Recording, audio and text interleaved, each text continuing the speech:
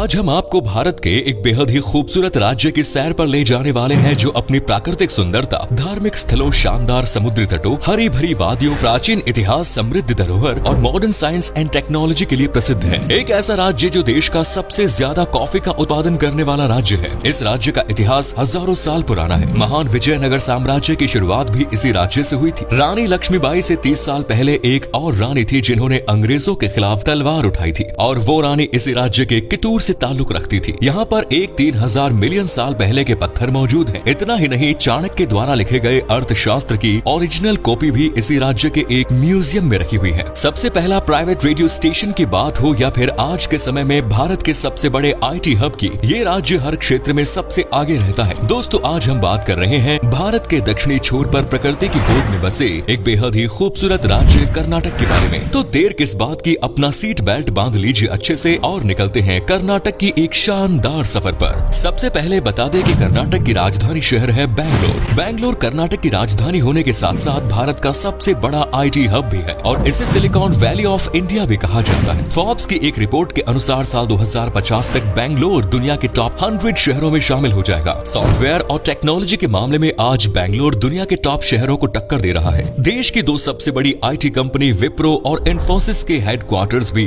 बैंगलोर में ही स्थित है। साथ ही भारत की स्पेस एजेंसी इसरो का हेडक्वार्टर भी यहीं स्थित है। कर्नाटक की गिनती हमेशा से ही भारत के सबसे प्रमुख राज्यों में की जाती रही है। कर्नाटक भारत का 6वां सबसे बड़ा राज्य है और आबादी के लिहाज से ये 8वें स्थान पर आता है। आज राज्य की जनसंख्या 6.6 करोड़ के आसपास है और इस राज्य में 84% हिंदू, 12% मुसलमान सहित ईसाई, सिख, जैन और बौद्ध धर्म के लोग भी रहते हैं। कर्नाटक को पहले मैसूर राज्य के नाम से जाना जाता था। आजादी के बाद 1 नवंबर 1956 को मैसूर राज्य की स्थापना की गई थी और सन 1973 में इसका नाम बदलकर कर्नाटक रखा गया। कर्नाटक का नाम कन्नड़ शब्द कारू और नाडू से लिया गया है जिसका मतलब होता है काली मिट्टी, यानी कि लैंड ऑफ ब्लैक सॉइल। ये राज्य घूमने के लिहाज से भी एक परफेक्ट जगह है। केवल कर्नाटक में ही 40 से भी ज्यादा वाटरफॉल्स मौजूद हैं। आज कर्नाटक की अर्थव्यवस्था में एग्रीकल्चर का योगदान सिर्फ 12% रह गया है। इंडस्ट्रियल सेक्टर का GDP में 22% का योगदान है। वहीं सबसे ज्यादा 66% का योगदान सर्विस सेक्टर का है। कर्नाटक राज्य भारत की अर्थव्यवस्था को मजबूती प्रदान करने में काफी आगे है। इस साल राज्य की GDP $243 बिलियन रहने की बात कही जा रही है और पर कैपिटा इनकम के मामले में भी कर्नाटक राज्य भारत के अन्य राज्यों की तुलना में काफी आगे नजर आता है।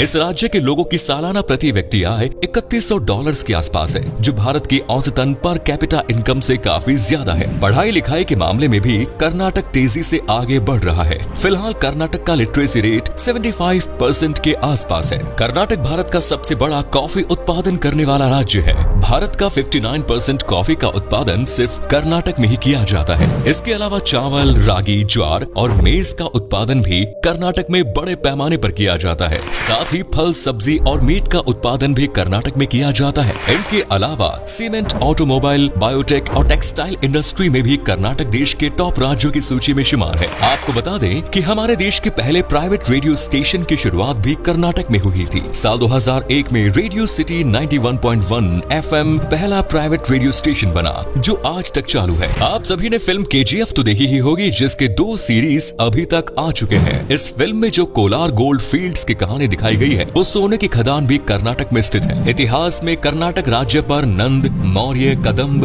बादामी, चालुक्य और गंगा जैसे राजवंशों द्वारा शासन किया गया है। कर्नाटक राज्य की जब भी बात आती है तो हैदर अली और टीपू सुल्तान का जरूर याद किया जाता है। इन्होंने 4 एंग्लो मैसूर युद्ध किए लेकिन अंतिम युद्ध में टीपू सुल्तान मारे गए थे। कहा जाता है कि टीपू सुल्तान और हैदर अली ने पहली बार सन 1780 में तोप का निर्माण किया था। अंग्रेजों के विरुद्ध क्रांति की शुरुआत में वैसे तो सन 1857 के विद्रोह से मानी जाती है, लेकिन कित्तूर की रानी चेन्नम्मा ने सन 1824 में ही अंग्रेजों की हुकूमत के खिलाफ जंग का ऐलान कर दिया था। कर्नाटक में वैसे तो सबसे ज्यादा कन्नड़ भाषा का ही प्रयोग किया जाता है, लेकिन इसके अलावा हिंदी, इंग्लिश, मराठी, तमिल, तेलुगु, मलयालम सहित कई अन्य भाषाएं भी लोग आम बोलचाल के दौरान इस्तेमाल इस्तेमाल करते हैं। समय के चलते आज संस्कृत भाषा सिर्फ पुराणों और वेदों तक ही सिमट कर रह गई है। युवा पीढ़ी को भी संस्कृत भाषा में ज्यादा दिलचस्पी नहीं रही है, लेकिन कर्नाटक में मत्तूर नाम की एक जगह है जहां आज भी हर कोई संस्कृत भाषा में ही बात करता है। रोजमर्रा की जिंदगी में संस्कृत भाषा में बात करते लोगों को देखकर ऐसा लगता है मानो किसी प्राचीन समय की दुनिया में आ गए हों। कला, साहित्य और संगीत के जगत में भी कर्नाटक का अहम योगदान रहा है। पंडित भीमसेन गुरुजी जोशी, जिन्हें father of Indian classical music कहा जाता है, ये भी कर्नाटक से ही ताल्लुक रखते हैं। उन्होंने ख्याल रूप की शुरुआत की थी। साथ ही दीपिका पादुकोण सहित कई दिग्गज फिल्मी सितारे कर्नाटक ने देश को दिए। अनिल कुंबले जैसे अपने समय के महान क्रिकेटर्स भी कर्नाटक की मिट्टी में ही जन्मे हैं। दोस्तों, कर्नाटक के हुबली शहर में कर्नाटक खादी ग्रामोद्योग संयुक्त संघ मौजूद है, जो पूरे भारत में झंडा बनाने के लिए अधिकृत है। यानी भारत में इस्तेमाल होने वाले सभी झंडे यहीं पर तैयार किए जाते हैं। कर्नाटक के बीजापुर को नदियों का शहर कहा जाता है। इस शहर से 5 प्रमुख नदियां होकर गुजरती है, जिनके नाम कृष्णा, भीमा, डोनी, मालाप्रभा और घटप्रभा है। साथ ही ये शहर हाथों से बनाई गई इलकाल साड़ियों के लिए भी प्रसिद्ध है।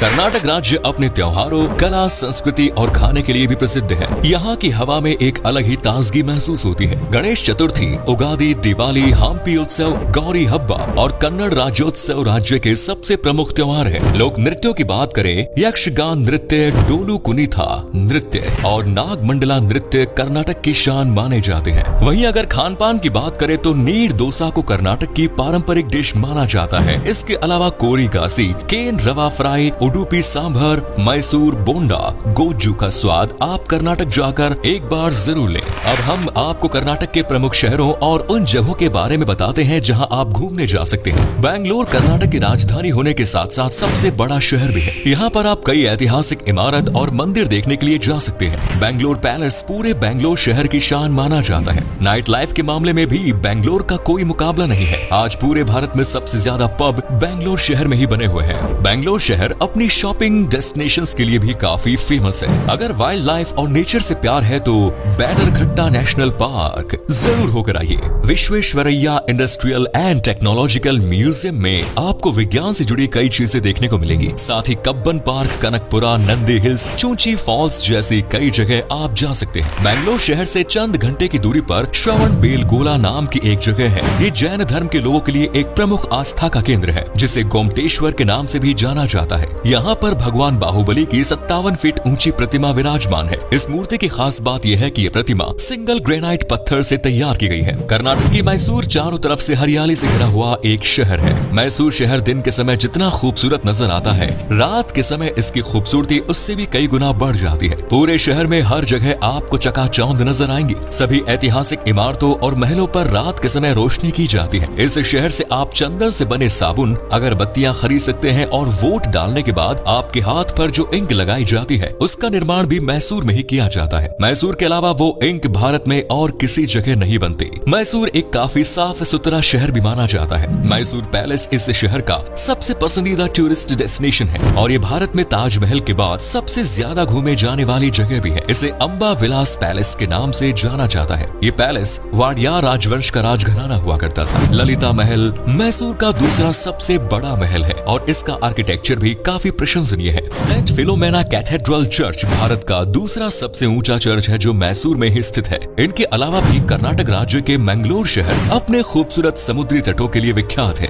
ये भारत के उन चुनिंदा शहरों में से एक है जो हवाई, रेल और सड़क समुद्री मार्ग से जुड़ा हुआ है। इसके अलावा कर्नाटक के हम्पी, पट्टाडकल और वेस्टर्न घाट जैसी जगह यूनेस्को की वर्ल्ड हेरिटेज साइट की सूची में भी शामिल है। विश्व ऐतिहासिक धरोहर की सूची में जगह बनाने वाला हम्पी शहर आप जरूर जाएं। ये जगह महान विजयनगर किंगडम का हिस्सा हुआ करती थी और इस शहर का इतिहास रामायण काल जितना पुराना माना जाता है। वहीं कुर्ग कर्नाटक का एक प्रसिद्ध हिल स्टेशन है। यहाँ की प्राकृतिक सुंदरता के कारण इसे स्कॉटलैंड ऑफ इंडिया भी कहा जाता है। दोस्तों, इसके अलावा चिक्कामगलुरु भी आप एक्सप्लोर कर सकते हैं। ये जगह अपने कॉफी उत्पादन के लिए फेमस है। पर्यटकों के बीच अभी तक ये जगह ज्यादा लोकप्रिय नहीं है, इसीलिए यहाँ पर आपको काफी शांति का अनुभव होगा। बीदार भी एक ऐतिहासिक नगरी है और ये जगह अपने एयरफोर्स ट्रेनिंग और इंडियन एयरफोर्स स्टेशन के कारण सुर्खियों में बनी रहती है। जॉग फॉल्स कर्नाटक की सबसे खूबसूरत जगहों में से एक है, जो भारत का दूसरा सबसे ऊंचाई से गिरने वाला वाटरफॉल है।